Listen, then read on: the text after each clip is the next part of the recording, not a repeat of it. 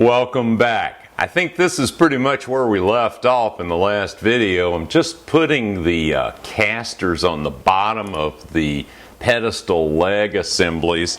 What I did first was used my combination square and got it set up on here exactly where I wanted.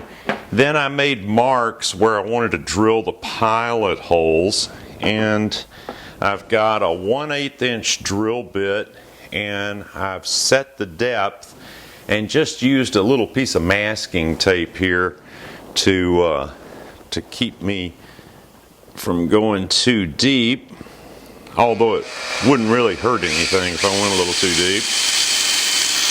Alright, I'm using a total lock or swivel lock, wheel lock combination. So when you lock this, it stops it from swiveling and from rolling, which is actually really nice for shop fixtures.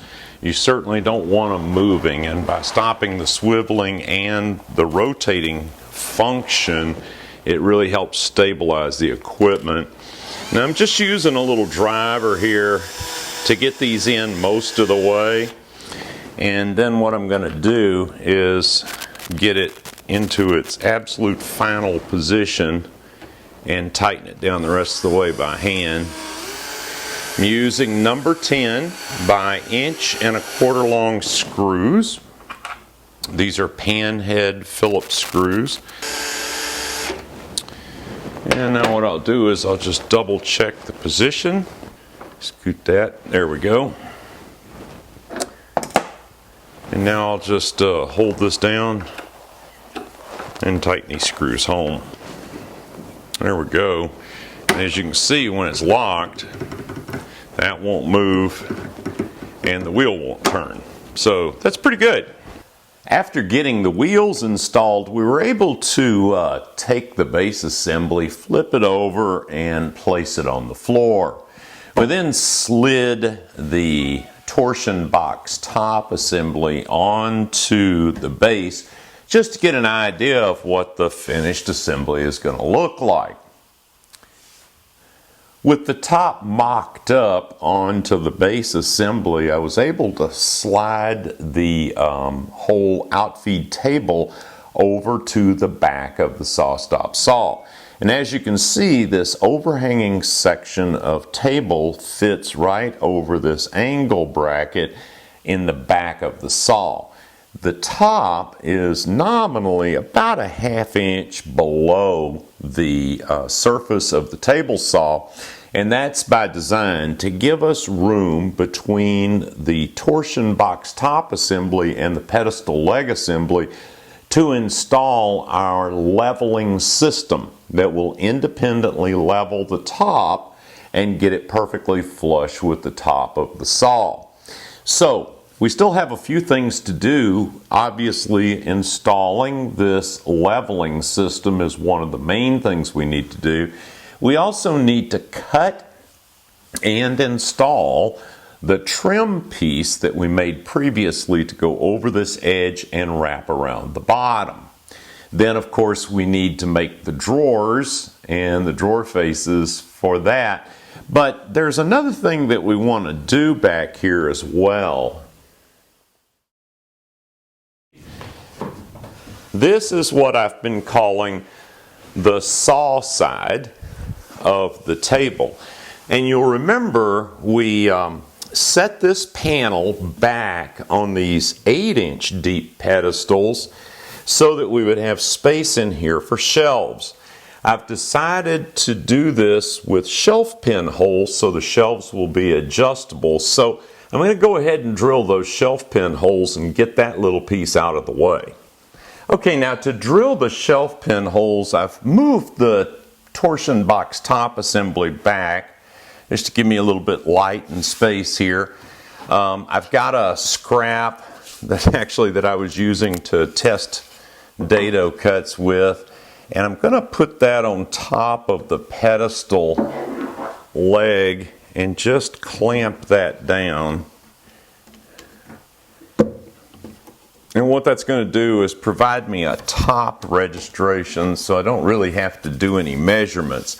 Now this Craig jig has this lip edge over here on it, so I can just push this to the top to register it, start drilling my holes. Then there's a pin that will go into the last hole to register it for the next step to go down. Now I'm going to start drilling with the third hole. I can't imagine with the top assembly being out over here that I'd want a shelf much shorter than that. So I'm going to start in the third hole. I'm going to drill that first hole here.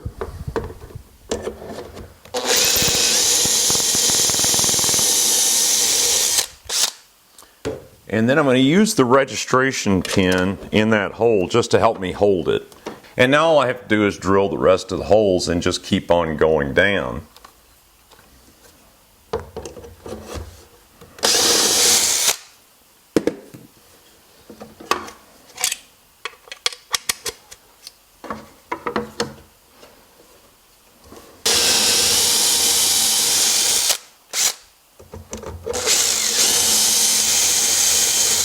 All right, now I'm only going to drill down to the fourth hole here because that's the one that's going to be level with the bottom of this cabinet, and I don't want to go any lower than that with a shelf because we left this space open on the bottom on purpose for dust collection hoses, cords, and things like that.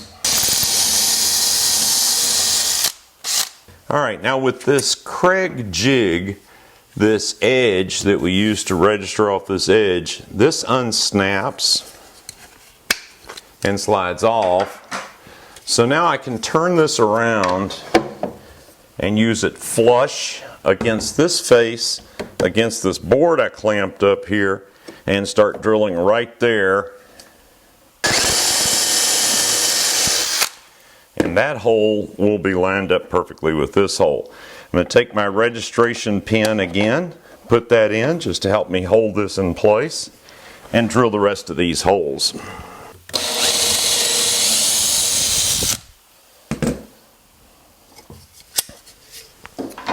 And there we go.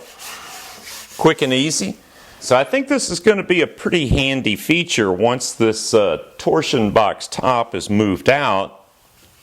This will be kind of a concealed set of shelves that I can use for supplies. And when it's shoved up to the saw, it'll basically be out of sight. But then when I move the entire assembly out to use it as a glue-up table, I can have my supplies right there ready to go. All right, so if you remember all the way back to segment 2A, we drilled a locator hole through the top piece of the top and the bottom piece of the top assembly. And now what we're going to do is we're going to use that locator hole and drill a hole straight through. I'm using a 7/16 inch bit, and what I've got here is a couple of pieces of scrap glued together to form a 90-degree corner. And I've got them sitting and clamped into place so that I can make sure that I drill this hole as straight as possible. I'd love to be able to take this top over to the drill press, but that's kind of not too feasible.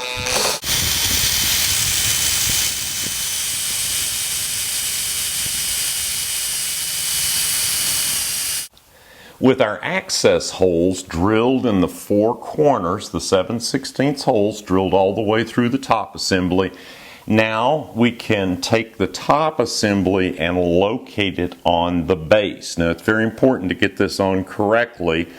The distance from the edge prior to adding the trim, the distance from the edge to the pedestal leg is 1.25 inches on both sides, 1.25 inches up here obviously. The top assembly is flush with the face frame in the front, and there should be 5/8 of an inch overhang back here on the saw side, the back side of the table. So I've got that in position. I've clamped it down just in case I bump into the thing. I wouldn't want it to move. Now what we need to do is we need to use our access holes to mark the locations of those holes on the pedestal leg assemblies. And that's going to be pretty easy. We're going to use this same drill bit, the 7/16 drill bit that we used before.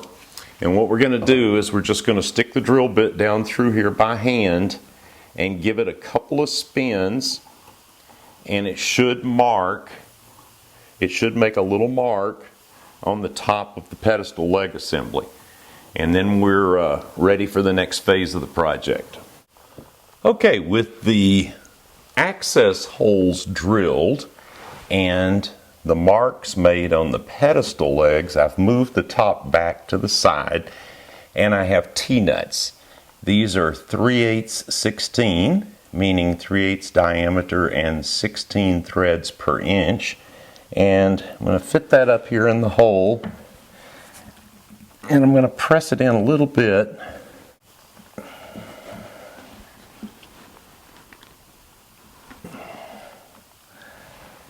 And then tap lightly.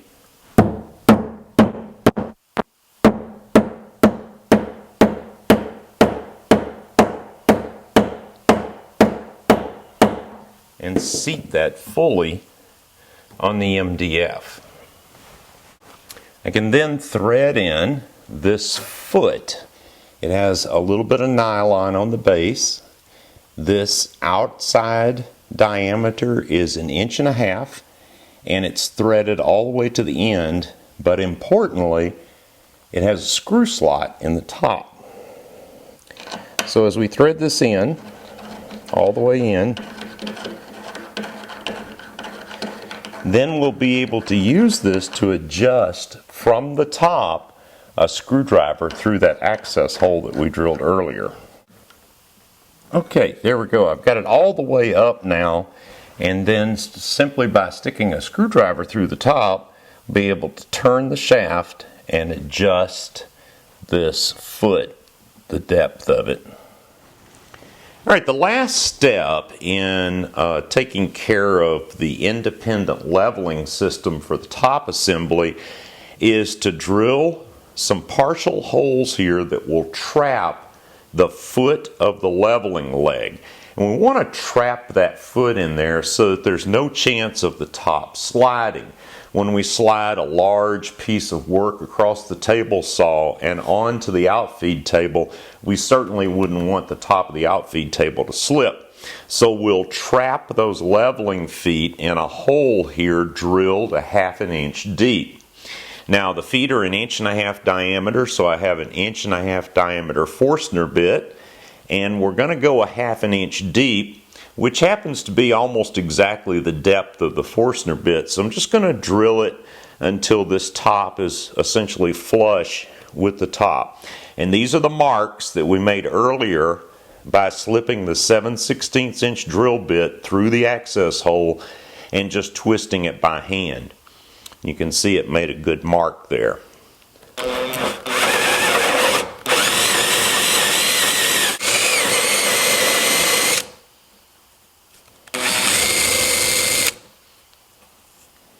And there we go. That should be just about right. So here's our new leveling system installed. Let's take a look. As we turn this, we can raise or lower the top assembly. And let's see the net result of that up top. As you can see, there's a very slight gap here between the steel rule that is on top of the table saw extending out over the outfeed table. And in practice, that little bit of gap might be exactly what you want. But just to show you how the adjusting mechanism works, I've got a screwdriver through the access hole, and I'm going to decrease, and you can see the gap getting wider. And now I'm turning. That's 1/2 turn, that's 1/2 turn, and that's 1/4 turn, and we are just about perfect. So this is nice. This is really an adjustable system here. I think this is going to work out just fine. The good news is even though the outfeed table isn't finished yet, it's far enough along and close enough that I think I'll be able to use it for this cut rather than those roller stands that I've been using before. Now what I've done is I've set up, this is our board that we plowed out the center of with the dado stack, and I've set up as close as I can to dead center, and I'm going to rip this in half to form our trim pieces.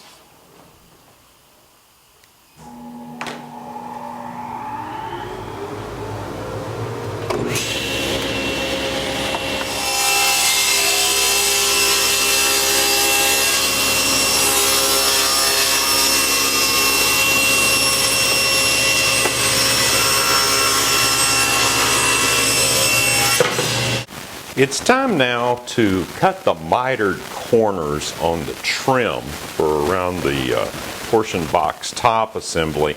And I'll tell you right off, this is not my preferred method of cutting miters.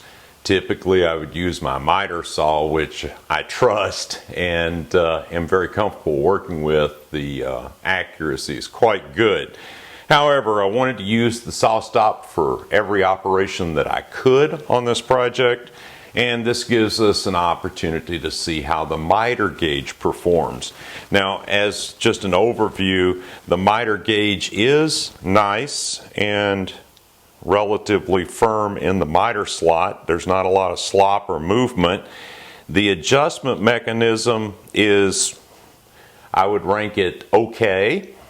And I've done the best I could to set this up to get a 45.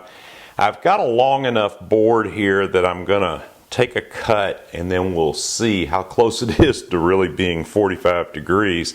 I put a sacrificial fence on here really more just to help hold this.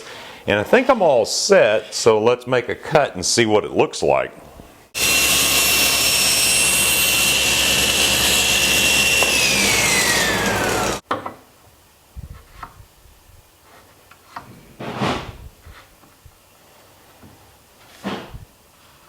Actually, that doesn't look too bad.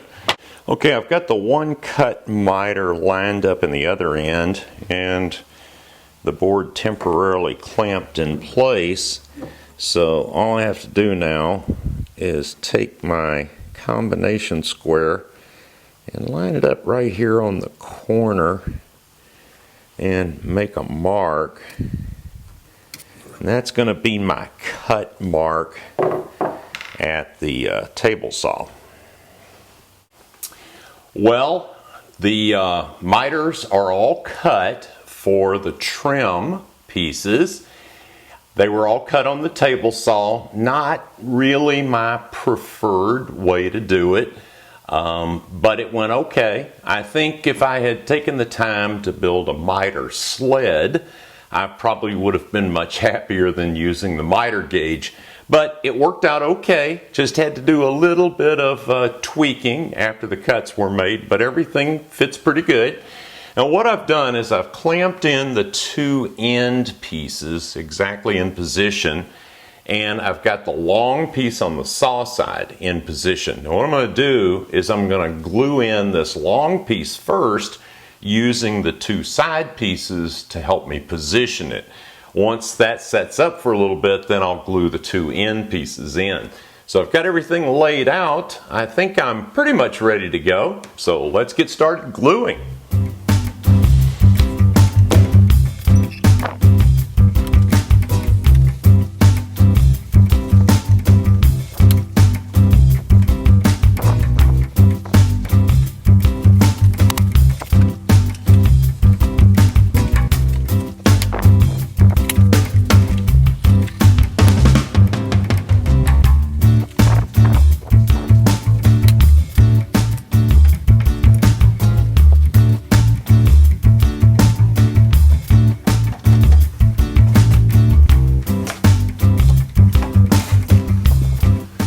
I've been milling some walnut boards here for the last little bit, just getting some pieces ready to use for the drawer fronts. As you can see, all of the trim is on now, and it looks pretty good.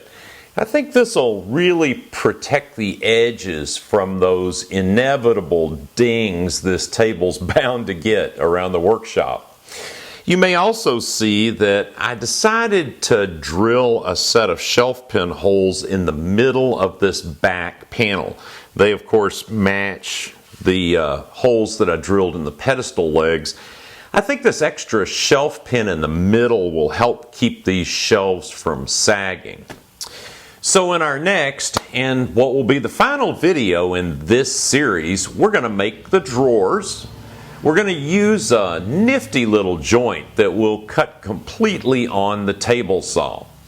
We're also going to cut the relief grooves in the top that will allow a miter gauge or crosscut sled to extend out onto the table. Oh, and I'm already experimenting with some finishes. I've got some samples upstairs drying right now. So come on back and we'll wrap up this outfeed table for the SawStop saw. I'm looking forward to seeing you.